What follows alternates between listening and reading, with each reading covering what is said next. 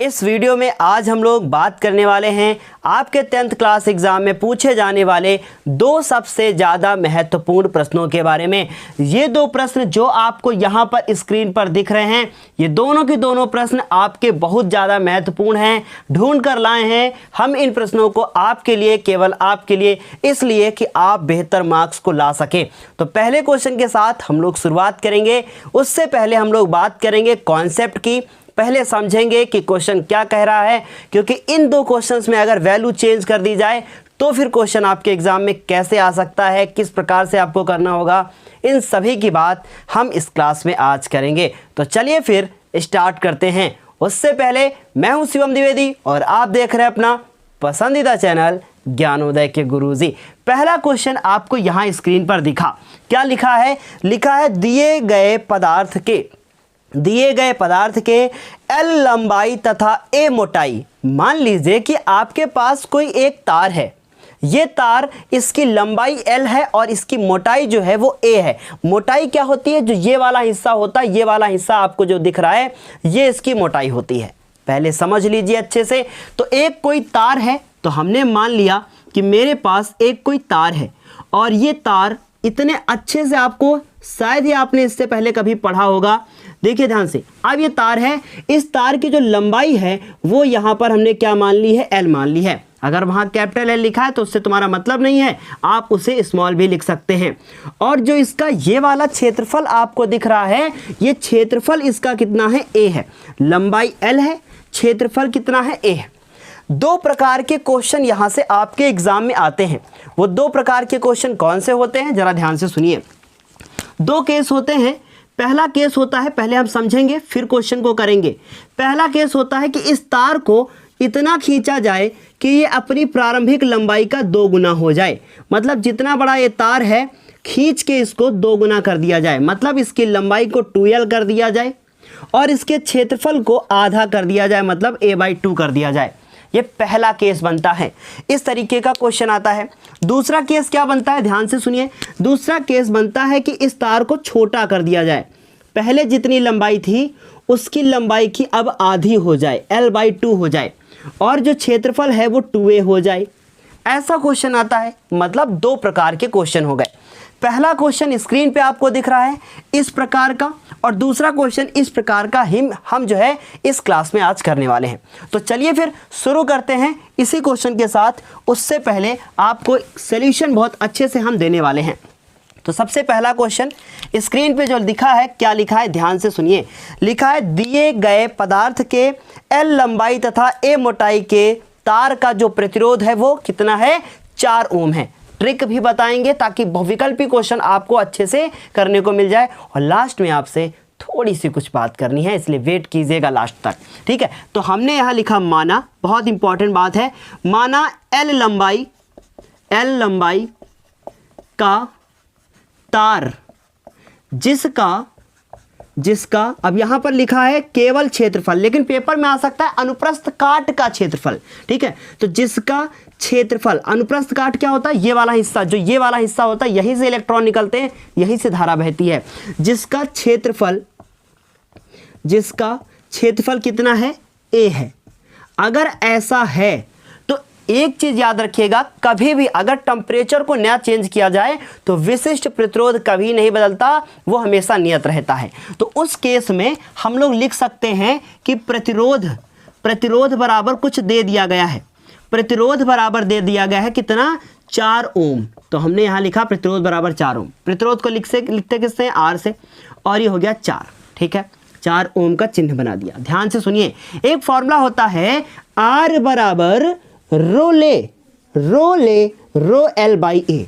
R बराबर रो ले, तो हमने यहाँ पर लिखा रो और लिखा L/A, और हो गया ये 4, और ये हो गया आपका समीकरण नंबर कितना? 1। कोई भी क्वेश्चन आपके एग्जाम में आता है, आपको इतना तो यहां तक करना ही होगा, इसके बाद ही जो कुछ होगा वो चेंज होगा।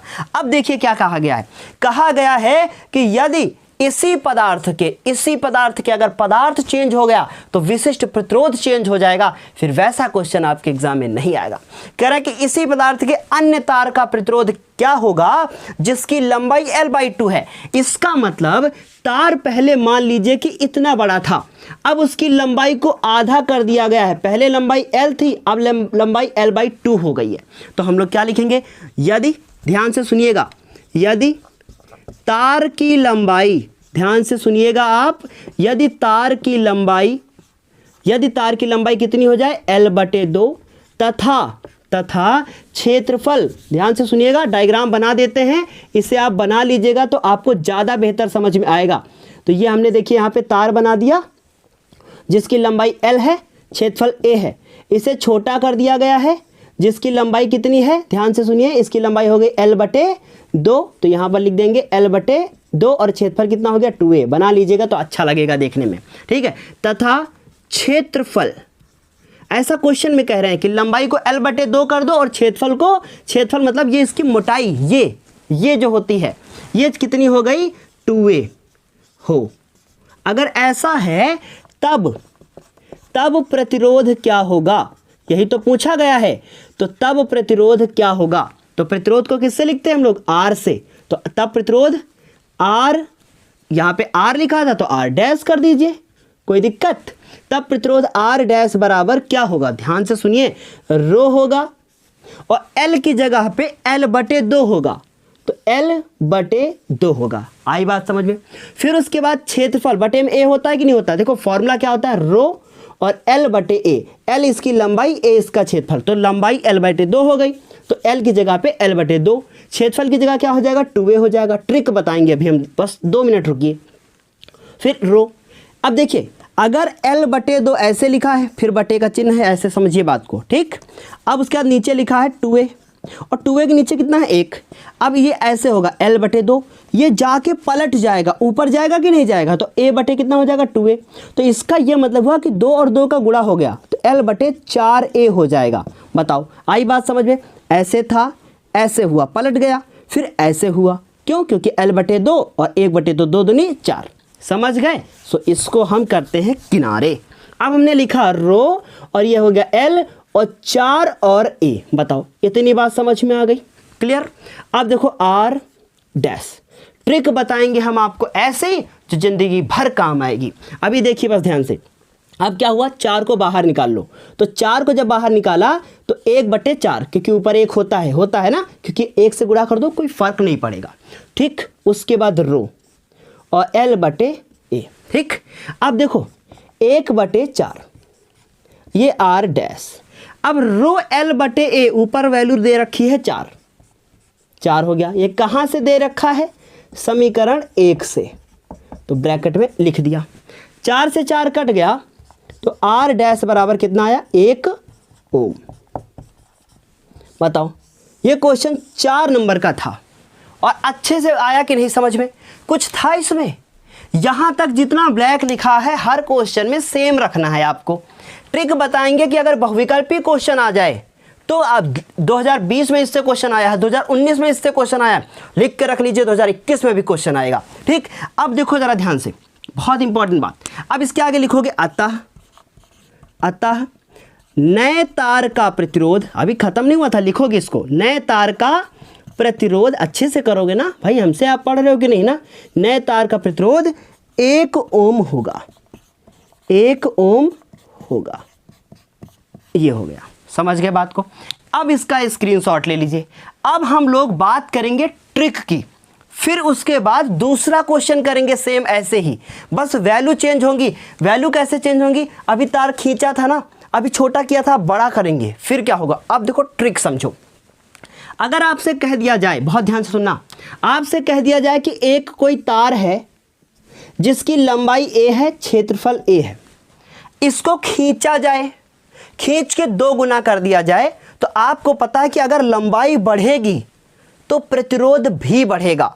यह आपने पढ़ रखा है कि लंबाई बढ़ती है तार की तो प्रतिरोध बढ़ता है। तो अगर लंबाई 2 गुना हुई, लंबाई अगर 2 गुना हुई तो प्रतिरोध 4 गुना होगा। लंबाई अगर 3 गुनी हुई, ध्यान से सुनिएगा मेरी बात, अगर लंबाई 3 गुनी हुई तो प्रतिरोध 9 गुना होगा। ध्यान से सुनिएगा। तो ऐसे क्वेश्चन एग्जाम में आ सकते हैं बहुविकल्पी। तो उसमें आप कैसे दिमाग लगाओगे कि कितना गुना करेंगे सर जी, हमको पता नहीं। तो अगर आपसे कह दिया जाए कि खींच के लंबाई 2 गुना हो जाती है, तो कुछ मत करो, 2 का कर दो स्क्वायर, आंसर आ गया 4। तो इसका मतलब कहने का क्या है कि प्रतिरोध 4 गुना हो जाएगा। ठीक इसी प्रकार अगर आपका तार, बहुत ध्यान से सुनना, इसका ले लो पहले स्क्रीनशॉट, लिख लो कहीं पर।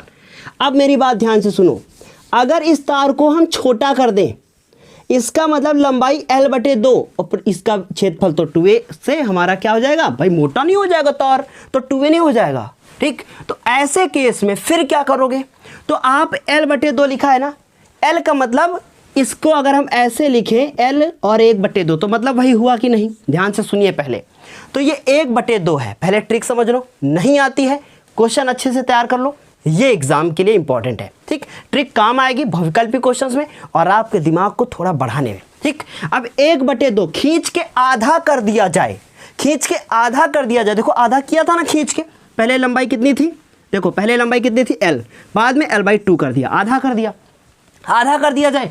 तो इसका मतलब 1/2 कर दिया जाए, इसका आप स्क्वायर निकाल लो तो 1/4 हो जाएगा। 1/4 का मतलब जितना पहले प्रतिरोध था उसको 4 से भाग कर दिया गया है। देखिए मेरे लाल, 4 से भाग कर दिया गया है, तो 4 से भाग कर दोगे तो प्रतिरोध कितना हो जाएगा, 1 हो जाएगा। तो अब आपसे क्वेश्चन पूछा जाए कि कोई एक तार है, उसका प्रतिरोध 12 ओम है।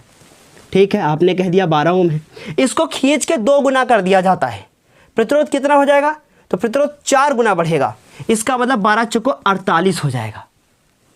ये थी ट्रिक, समझ गए। तो इस तरह से क्वेश्चन एग्जाम में आ सकते हैं।